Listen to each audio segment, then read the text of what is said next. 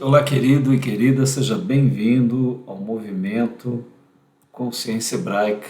E hoje, no nosso Consciência Hebraica, dia especial, dia de As Parábolas de Jesus. Nós estamos no episódio de número 55.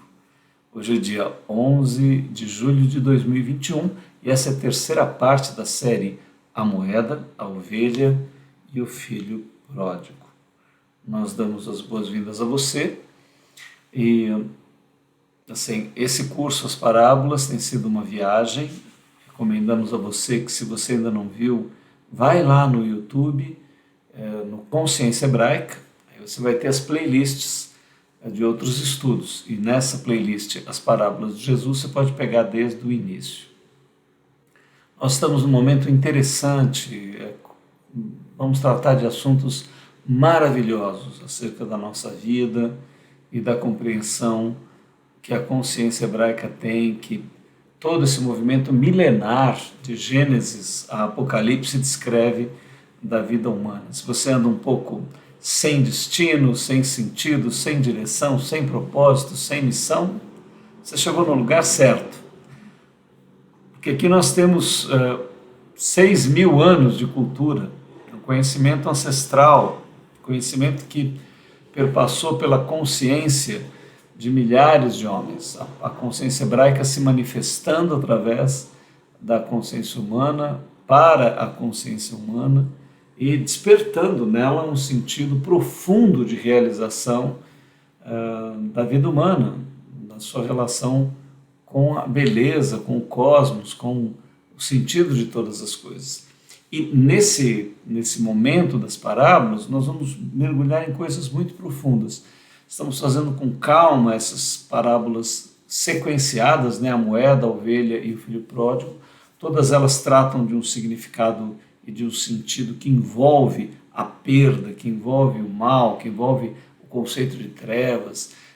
E nisso está implícito as derrotas da nossa vida, os nossos fracassos, as nossas dificuldades. Né? Muita gente se pergunta por que eu tenho problemas, dificuldades, defeitos, falhas, erros, por que eu vejo isso nos outros, por que a sociedade tem, e no fundo, por que o universo foi criado desse jeito. Então, há uma visão amorosa, profunda, que transcende e que nos dá sentido. Então, desejamos a você uma boa viagem nesse terceiro episódio de As Parábolas de Jesus. Como sempre fazemos aqui no Consciência Hebraica, nós vamos explicar um pouquinho por que consciência hebraica. Né? A gente tem, inclusive, de uns episódios para cá, explicado item por item. Então, das 4 potencialidades humanas, físico, emocional, mental, a essencial é a que nos destaca de toda a natureza, e nesta potencialidade essencial, ela tem, que seria a espiritualidade humana, 4 expressões. Hoje nós vamos falar um pouquinho sobre a consciência. O que significa a consciência nesse jogo? Bom, de todos os planos da natureza, nós percebemos que a divindade forma tudo, né? Yahvé Elohim Adonai, o ser, o eu sou o que sou, ele é a matéria-prima, a essência do qual tudo é formado. Né? A divindade não foi numa casa de material de construção para adquirir com cartão de crédito nenhum material para formar as coisas de fora dela. Né? Ou seja, é o próprio ser dela que constitui e faz a criação de todos os seres e de todas as coisas. Porque o ser dela é infinito. Tudo, então, é manifestação do ser dela. Tudo vem dela. Tudo é por ela, tudo é para ela. Então, é dele, por ele, para ele, são todas as coisas. Mas o que acontece na criação do universo? Nós vamos ver que, como tudo é feito dela, mas a complexidade com que ela se expressa em cada nível da sua criação, em cada dimensão, é completamente diferente. Então, nós, na nossa intelecção, né, nós fizemos uma separação, vimos reinos que são completamente diferentes. Então, o reino mineral, por exemplo, ele é a expressão da divindade. Ele tem leis de atração, tem leis de funcionamento, a mecânica quântica que explica o funcionamento da matéria, poderia falar a composição química desses elementos, a maneira como os elétrons formaram as órbitas em cada elemento mineral, vai dar uma série de explicações. E há uma interação entre esse mineral e o conjunto da vida. Mas é uma interação ainda pequena, né? É uma resposta pequena que ela dá para a criação. Mas se nós formos para o próximo reino, que é o vegetal, você já vai encontrar a divindade formando todos os vegetais, e na complexidade do vegetal, ele interage com a natureza de uma maneira completamente diferente do mineral. Uma planta, ela tem sensibilidade, ela persegue a luz, ela reage a pessoas, inclusive, né? Tem estudos que mostram que tem gente aí que seca pé de pimenteira, né? Tem gente que seca pé de comigo ninguém pode, que é uma planta aqui do Brasil, ou uma planta que a gente tem aqui no Brasil e que é venenosa, tem um veneno forte, mas tem gente que seca até pé de comigo ninguém pode, né? Então, o reino mineral tem um tipo de interação com a própria natureza. O vegetal já tem uma parabólica, vamos dizer assim, que capta muito mais frequências, reage a ele de uma maneira diferente. O próximo reino, que é o animal, então já é surpreendente, né? Porque ele tem uma capacidade além do mineral, além do vegetal, e ele alcança dimensões de afetividade, por exemplo, né? Os cães são muito afetivos, a gente fica impressionado como eles nos recebem, nos acolhem, são companheiros, né? E os primatas, os golfinhos, chimpanzés, são muito inteligentes. Eles alcançam sombra da intelectualidade humana, mas param por aí. Por quê? Porque eles não alcançam a próxima dimensão. Eles permanecem com essa sombra do intelectual. Mas é a dimensão espiritual, essencial, que vai dar ao animal hominal. Então, nós temos que nos colocar em outro reino, né? Eu sei que a ciência nos coloca no reino animal, mas só olhar para toda a natureza, né, e verificar que há uma diferença. E o que é essa diferença? Ali está, né? A dimensão essencial promove a consciência, a autoconsciência. O animal, segundo a ciência, pode demonstrar algum tipo de autorreconhecimento, né? Segundo algumas experiências um pouco questionadas, mas os animais olhando no espelho, alguns tipos de animais se reconhecem, né? Teriam um autorreconhecimento, mas não é autoconsciência. Então é uma sombra do que seria a consciência. O animal não alcança autoconsciência como o ser humano alcança. E é isso que nos distingue. E, inclusive, agora vamos entrar no campo então da espiritualidade. Se você compreende a transcendência, se você compreende que a jornada evolutiva do ser humano não termina aqui na Terra, nessa vida de 30, 40, 70, 90, 100 anos, talvez alguns aí da nova geração cheguem a 110, 115 anos, estão falando em 120 anos, mas enfim, a vida alcança um limite, e aí se você observar essa dimensão de autoconsciência e compreender a vida como uma jornada evolutiva que não termina no caixão, na morte, quando a pessoa morre, né? Aí então nós vamos perguntar, o mineral pode transcender? Ele pode permanecer depois de ser dissolvido? Não, né? Como? Porque ele não tem consciência. Do mesmo jeito a planta, do mesmo jeito os animais. Mas a marca que nos dá a possibilidade de continuidade, então assim, há um registro cósmico que permite com que a pessoa, depois de dissolvida, ela possa ser gerada de novo, né? Evidentemente, nós vamos entrar, se você acompanhar todos os cursos, você vai ver, nós não estamos falando de uma ressurreição dos mortos para trás, né? Ressurreição, no sentido de nós voltarmos a ter o mesmo corpo que temos. Não, não é isso. Nós vamos evoluir. Então há uma próxima fase que o Apocalipse descreve, onde nós vamos surgir, não com esse corpo de carbono típico do planeta Terra, necessário para nós nos deslocarmos por aqui, mas uma nova realidade surgirá aonde todos aqueles que viveram e marcaram, registraram consciência e arbítrio aqui no universo vão ter uma continuidade evolutiva.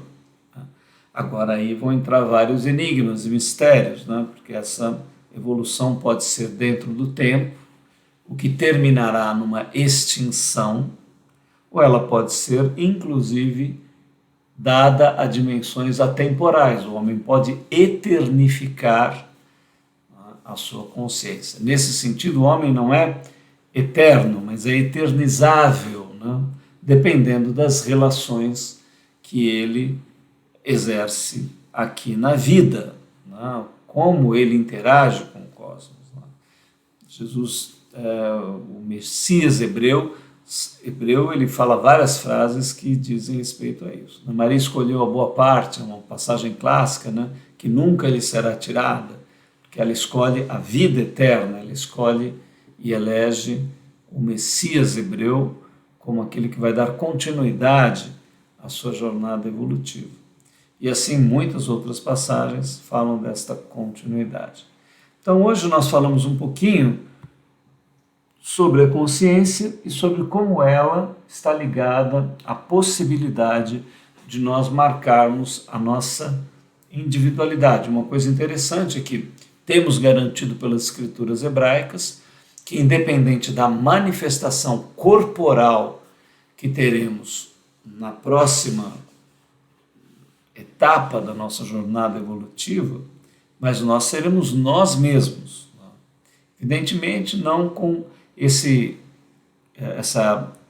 agrupamento de emoções, sentimentos, intelectualidade, isso é tudo muito fruto da nossa condição atual, mas teremos outra forma de expressão muito mais evoluída, diferente desta, mas seremos nós dando passos rumo ao infinito, numa jornada transcendente. Isso é o maravilhoso, né, de todo esse conhecimento ancestral que nos é revelado, não por antepassados propriamente humanos, mas por homens que tiveram uma intuição de Yahvé Elohim Adonai. E até hoje continuam tendo, né? Nós temos, outras pessoas têm, baseadas, fundadas nas escrituras de Gênesis e Apocalipse, esta intuição continua a se manifestar. Homens e mulheres se levantam nas gerações declarando sim, há um sentido, há um significado, há uma realização, há um propósito, há uma missão, há uma direção, há um sentido para tudo isso. E nós, agora na nossa geração, nós nos levantamos, outros nos sucederão, compreendendo e realizando essa mesma realidade. Muito bem, então estamos detalhando um pouquinho, falamos hoje sobre a consciência, depois vamos falar sobre o arbítrio, vontade, o amor, não perca, né? O hebraico e o judaico para nós representa o todo da espiritualidade humana e o judaico a história que ocorre no Oriente Médio. Jesus agrega, sim, ele foi muito apresentado pelo helenismo, teve muita influência grega e nós queremos um Jesus mais hebraica, o olhar original de Jesus sobre a espiritualidade humana. Parábolas e metáforas sem comparação na literatura e pensamento universal. Quer conferir?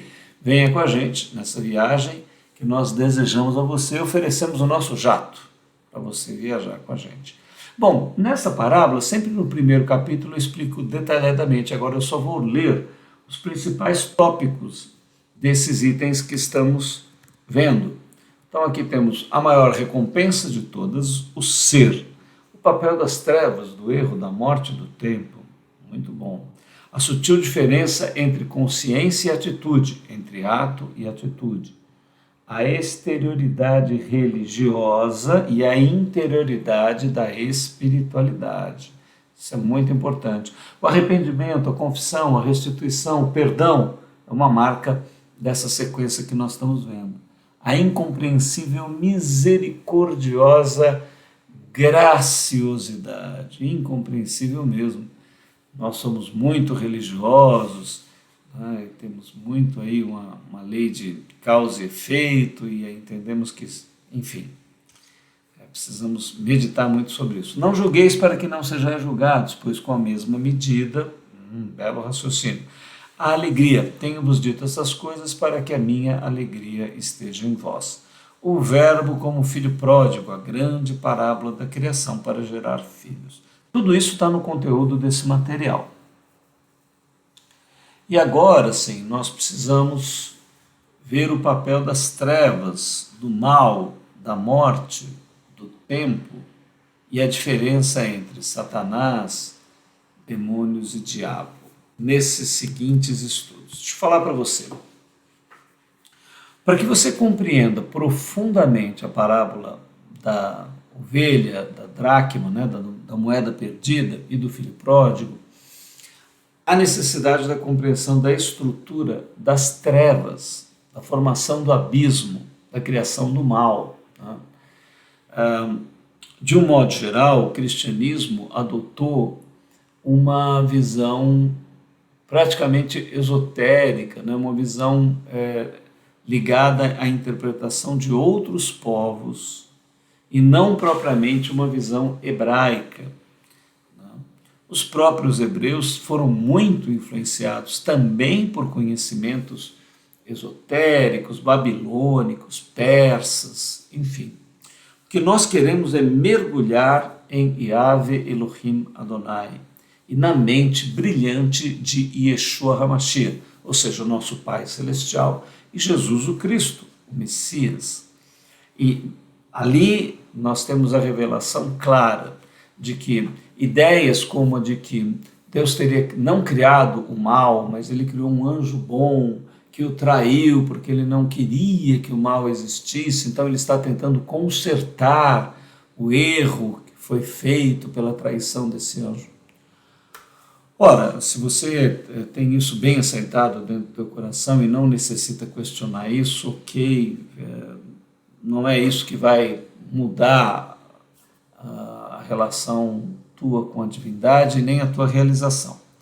Mas se você está desconfiado que essa história é meio estranha, né, de que um Deus onipotente, onisciente, onipresciente, que não é um velhinho sentado numa cadeira em algum lugar num castelo celestial, mas que é o poderoso Yahvé Elohim Adonai, o ser infinito que a sua própria essência é formadora de tudo e de todos os seres, que tudo é dele, por ele, para ele, e essa história parece meio estranha, aí você está bem com a gente, porque nós temos uma visão hebraica a respeito da origem das trevas e do mal, não como um deslize, não como um erro, não como alguma coisa que a divindade não tenha preferido, que ela não tenha colocado como necessário na formação do seu propósito, da sua misteriosa realização, mística realização, porque por mais que nós a expliquemos intelectualmente, ela é um fenômeno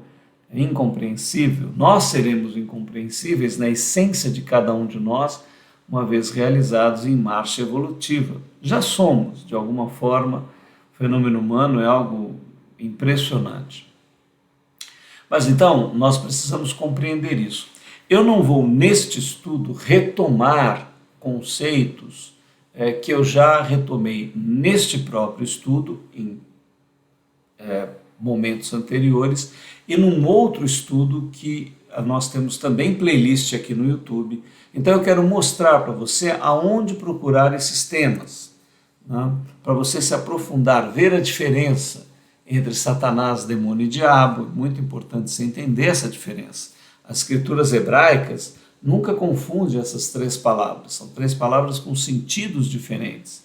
E também a necessidade, o papel das trevas, do mal, da morte, do tempo e etc. Né? Então, o que eu recomendo para você?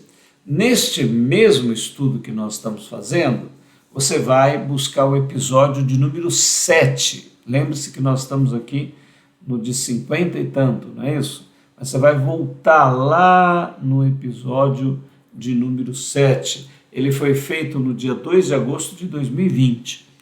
E a parábola em que nós tratamos disso era a parábola do joio e do trigo, outra parábola que necessita dessa compreensão.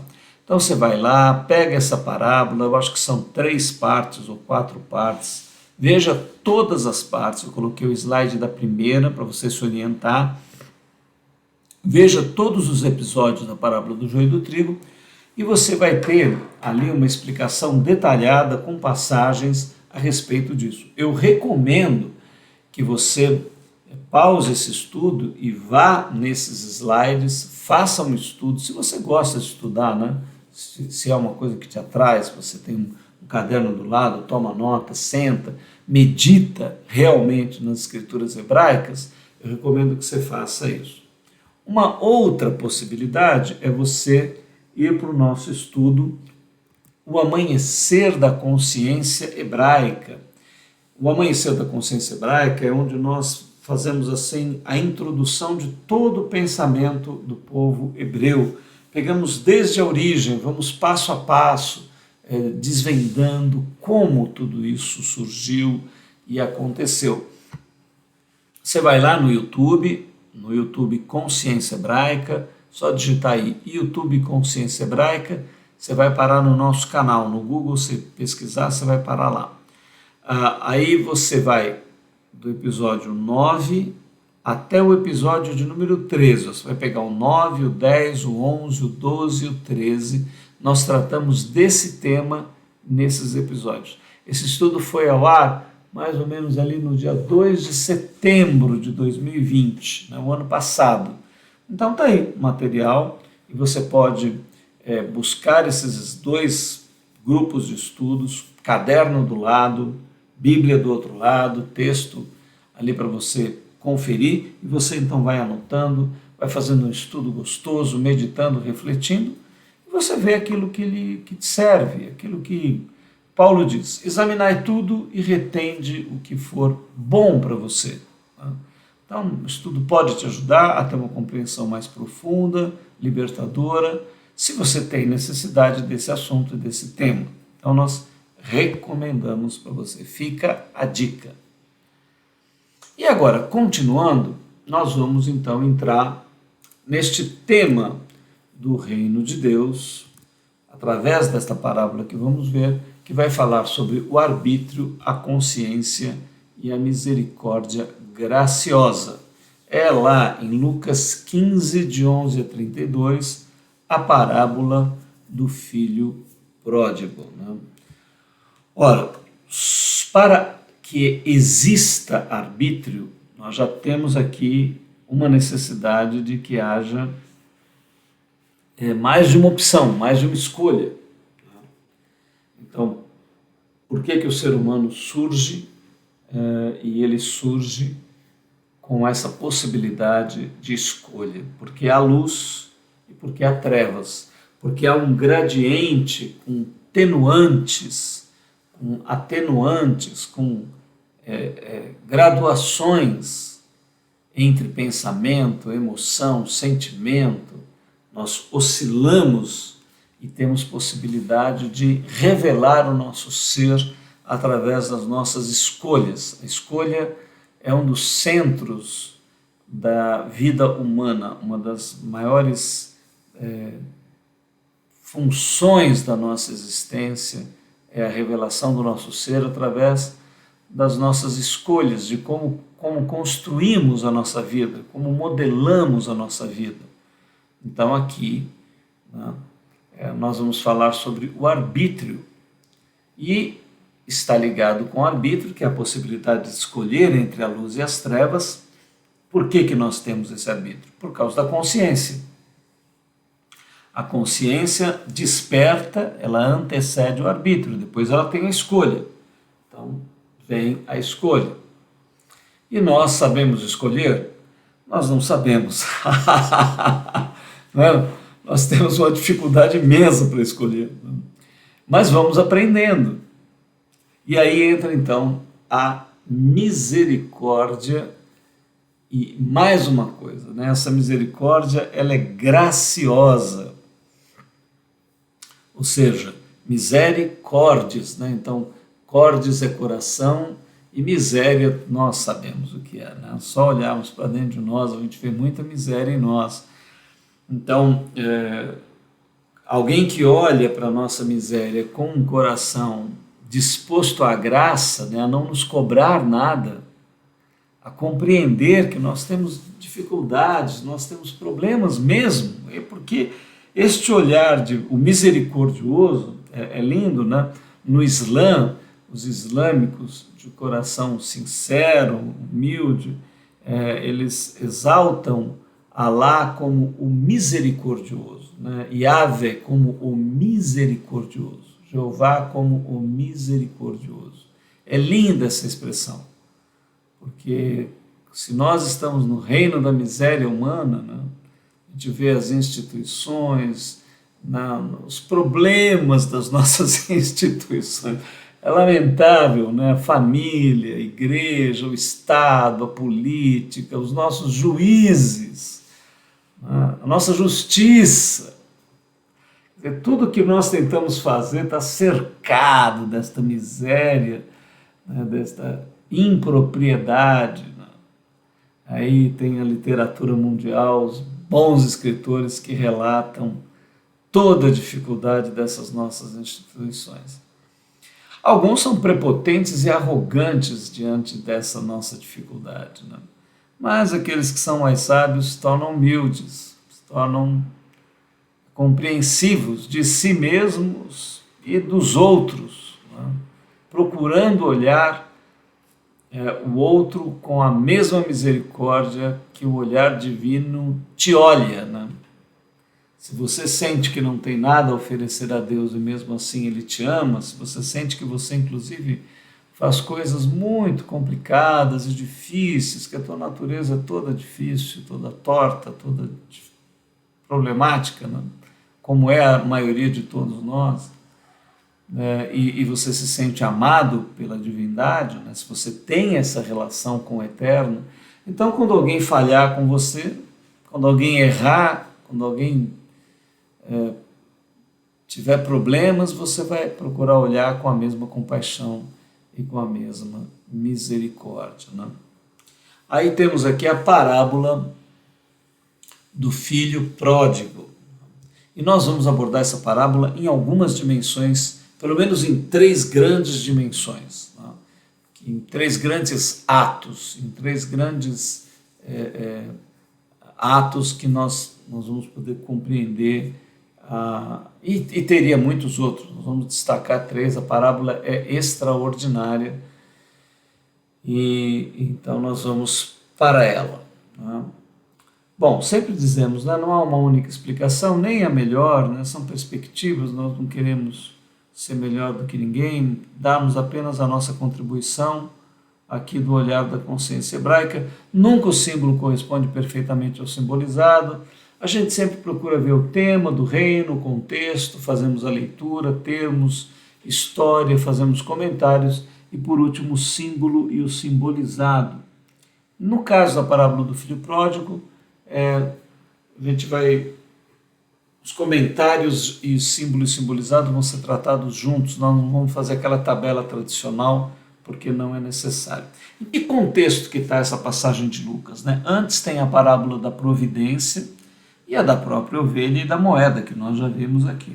Depois a parábola do mordomo infiel, aguardem essa parábola, nós vamos, assim que terminar essa série, engatamos nela, é simplesmente fantástica. A autoridade da lei e a parábola do rico e do Lázaro, outra parábola sensacional, impressionante, que nós vamos abordar também. Não perca, os próximos capítulos serão empolgantes. Bom, vamos então aqui para a nossa leitura, termos, história e alguns comentários iniciais. Na parábola do filho pródigo, Lucas 15, de 11 a 32, começa assim. E disse um certo homem tinha 2 filhos. E o mais moço deles disse ao pai: Pai, dá-me a parte dos bens que me pertence. E ele repartiu por eles a fazenda. E poucos dias depois, o filho mais novo, ajuntando tudo, partiu para uma terra longínqua e ali desperdiçou os seus bens, vivendo dissolutamente. E havendo ele gastado tudo, houve naquela terra uma grande fome e começou a padecer necessidades. E chegou-se a um dos cidadãos daquela terra, o qual o mandou para os seus campos a apacentar porcos, e desejava encher o seu estômago com as bolotas que os porcos comiam, e ninguém lhe dava nada. E tornando em si, ou como algumas traduções preferem, e caindo em si, disse: quantos empregados de meu pai têm abundância de pão, e eu aqui pereço fome. Bom, vamos, antes de nós vamos dar uma lida na passagem toda, né? Acho que é melhor. Vamos ver a história toda, às vezes alguém aí não conhece, né? E levantar-me-ei, disse ele, né? Levantar-me-ei e irei ter com meu pai. E dir-lhe-ei: pai, pequei contra o céu e perante ti.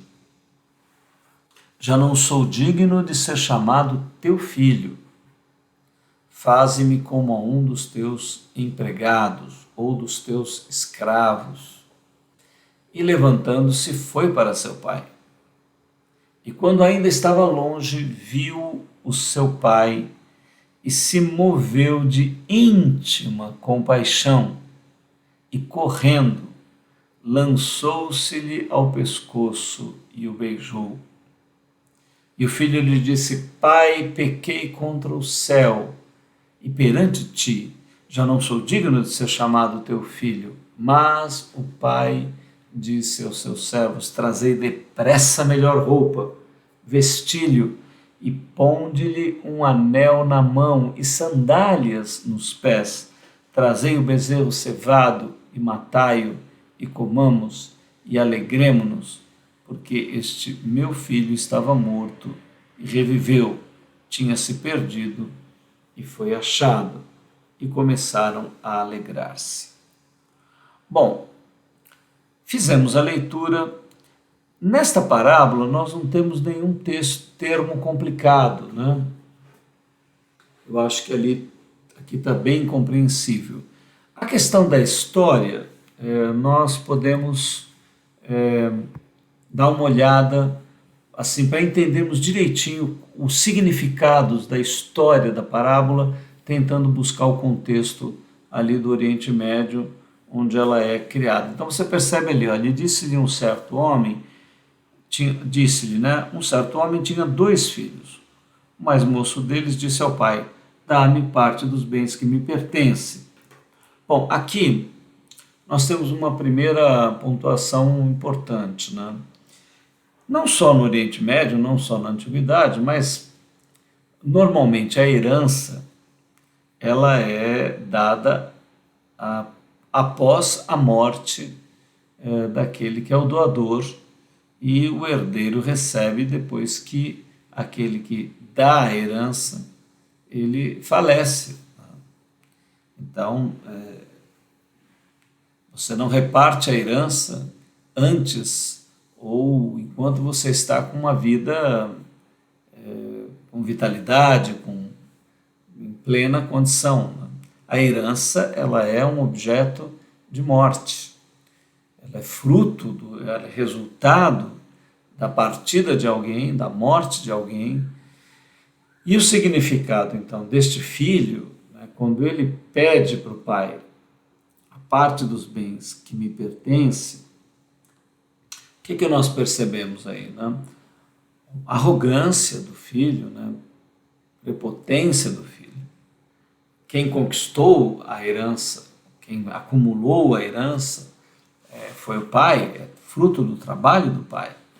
Ora, aquilo sim pertence ao filho, mas depois da morte do pai. Então, ele se assenhora daquilo que lhe pertencerá no futuro, imediatamente. Com isso, é como se ele declarasse a morte do pai. Então, aqui, este ato, né, dele se levantar exigindo os seus bens, que ainda não, por direito, não eram dele. Ele não tinha direito àqueles bens. Ele terá no futuro, após a morte do pai. Mas ele, de uma maneira arrogante, de uma maneira prepotente, pensando unicamente em si, querendo usufruir dos seus direitos, que não são devidos, mas são potencialmente. Ele tem um potencial uso daquela herança, mas tinha que esperar o pai partir para depois receber a herança. Não, então ele pede em vida. Então essa arrogância, essa prepotência, esse impulso juvenil, né, é característico da do nosso estado de imaturidade. Né? Então você evidentemente é jovem, você está ali com os hormônios à flor da pele, você está com toda a vitalidade, com toda a força, com toda a energia, e aí você olha para um pai já maduro. Né? Esse pai não estava à beira da morte, porque acontecem todos os fatos, e ele ainda está lá para receber o filho. Então ele tinha vitalidade, o pai. Né? Mas, evidentemente, um homem maduro diante de um jovenzinho, e infelizmente todos nós, como somos jovens, né, temos esse impulso de falta de sabedoria, de muita instintividade, de muita necessidade de autoafirmação, de queremos viver tudo em um único momento, de não aguardarmos o tempo. E aí nós sofremos, fazemos aqueles que nos amam também sofrer, e normalmente é uma época em que nós cometemos muitos desatinos, né? Ou seja, muitas vezes é nesse período que uma gravidez indesejada acontece, e isso pode levar a resultados complicados, seja de você efetuar um casamento antes do tempo, seja de você praticar um aborto, seja de você criar problemas desse tipo, uma doença venérea, porque as pessoas às vezes têm um descuido muito grande, entram numa vida muito promíscua, muitas vezes o desperdício de bens, né, de posses. Muita gente fica também adicto em drogas, em álcool, né, e acaba desperdiçando recursos e criando uma série de problemas. Nesse momento, muitas vezes a pessoa tem filhos com mais de uma pessoa, já inicia uma família sem devida condição material, sem ter estudo, sem ter preparo, sem poder dar uma condição boa para os filhos, já atrapalhado, escraviza a própria vida naquilo que a pessoa, por impulso, acabou realizando, sem planejamento, sem um pensamento de construir uma base antes de edificar uma casa ou constituir uma família. Enfim, né?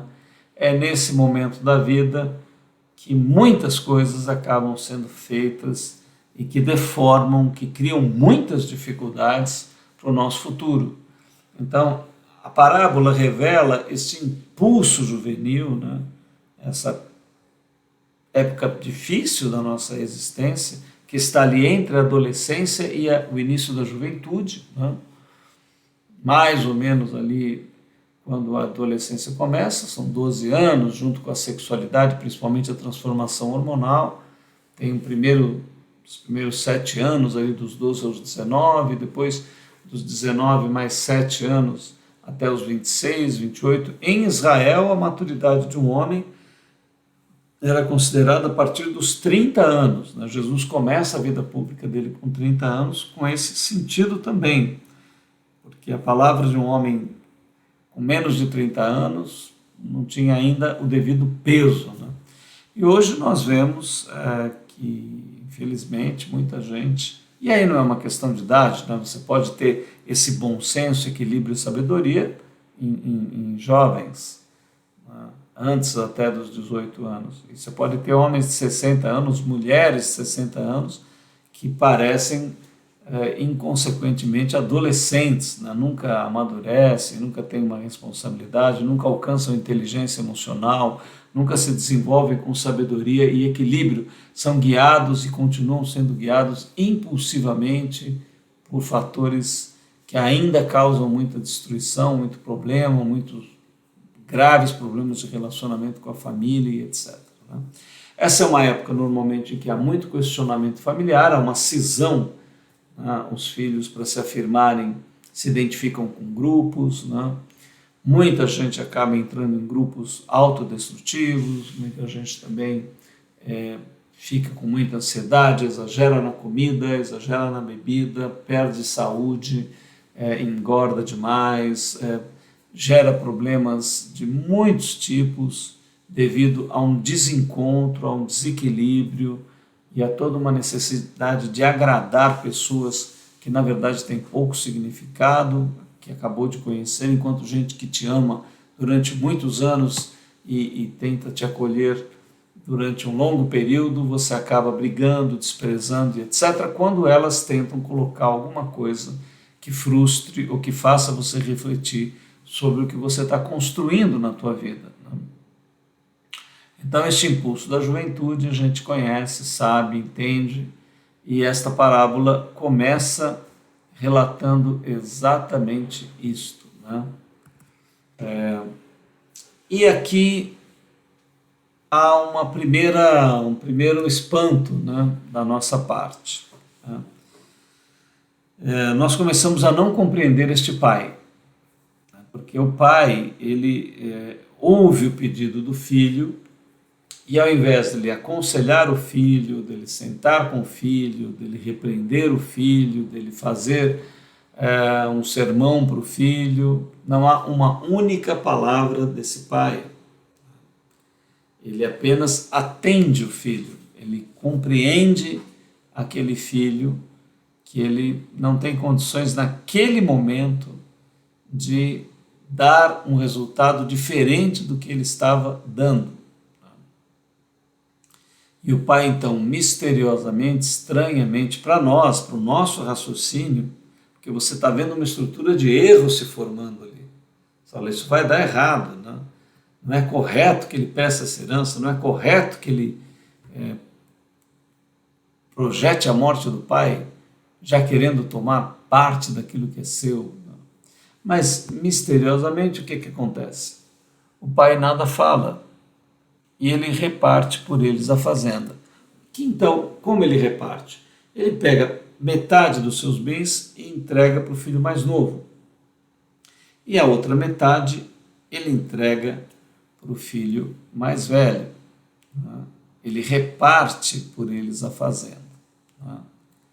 Né? Bom, aqui não dá a exata proporção, né? Mas ele faz ali, ele dá os bens, ele fica sem nenhum bem. Ele se esvazia dos seus bens e ele distribui os seus bens para os seus 2 filhos.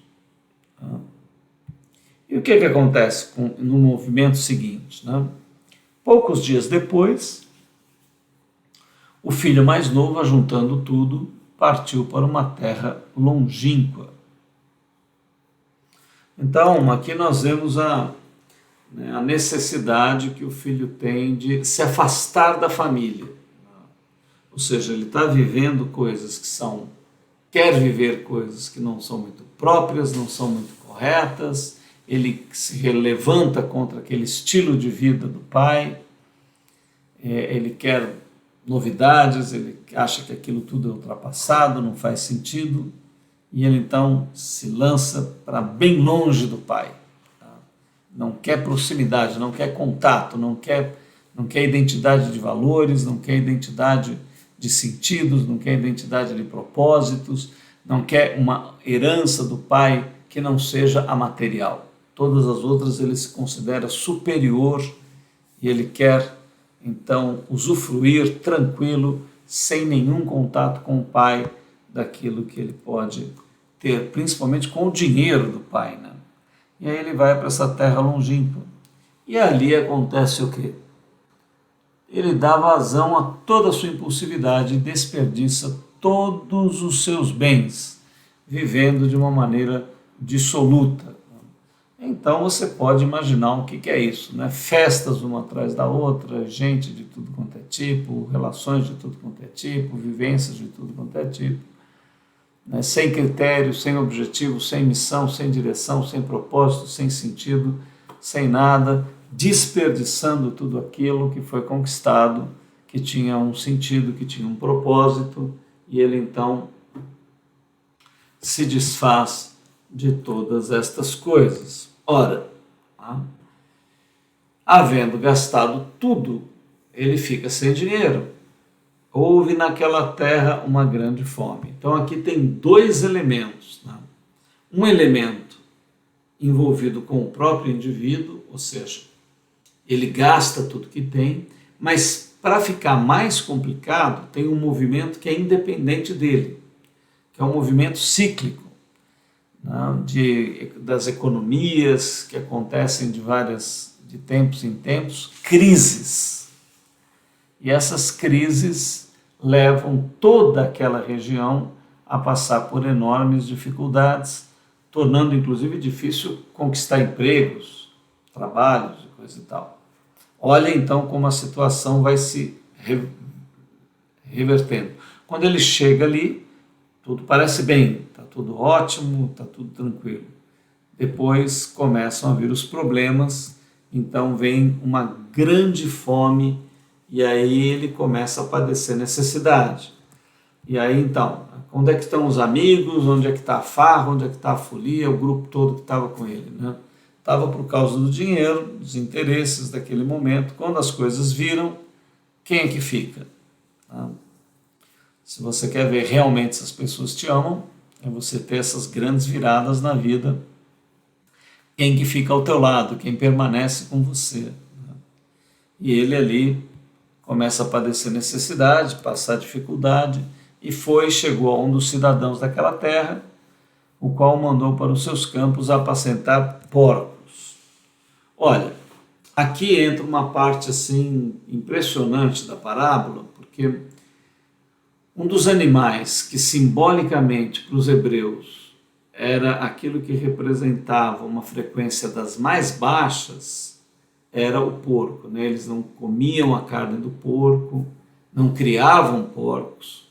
Então o porco era um animal, vamos dizer, simbolicamente para os judeus, para os hebreus, que representava aquilo que era mais imundo, mais sujo, né? E ele acaba então chegando nesse ponto. Então nós vemos ali o declínio dele, ele vai chegando às instâncias piores, né? Talvez você, se é mais maduro ou se você já passou por alguma coisa na tua vida que te leva a experimentar um declínio muito grande, né? Você pode ser uma grande perda financeira, pode ser o falecimento de alguém, pode ser uma desilusão amorosa, pode ser uma humilhação muito grande, pode ser um grupo que te despreze, pode ser uma condição qualquer onde você se sinta extremamente humilhado. Então é para o lugar que vai este jovem, né? Ele vai para um lugar de muita humilhação, de muito desprezo, e ali ele está acabado, aniquilado, né? Não há mais esperança para ele, não há mais sentido, não há mais direção. Ele fica completamente desorientado, humilhado, sem recursos, e naquilo que há de mais baixo, naquilo que há de mais horrível, esse é o estado que ele se encontra. Tá? E aqui acontece uma coisa interessante. Ele tem inveja dos porcos, e desejava encher o seu estômago com as bolotas que os porcos comiam, e ninguém lhe dava nada. Ou seja, ele vê aqueles porcos comendo com satisfação, engordando, e ele queria poder comer aquela comida dos porcos, mas ele não pode comer, ninguém dava nada para ele, e ele ficava numa situação muito difícil. Então, assim, ele foi colocado no que havia de pior, e até aquilo que era pior, nem aquilo ele conseguia se igualar àquilo. Então, em todos os sentidos, ele estava vivendo uma coisa horrorosa. E agora vem o 17, e tornando em si, ou caindo em si. Parece que essa queda para dentro de nós mesmos, ou quando nós fazemos um ciclo, nós tornamos a nós mesmos, nós vamos para tantas coisas e depois nós entramos em concentração, em meditação, avaliamos a nossa vida e aí ele começa a pensar acerca da origem que ele tem, dos princípios que ele recebeu, da casa que ele tinha, das pessoas que amavam ele.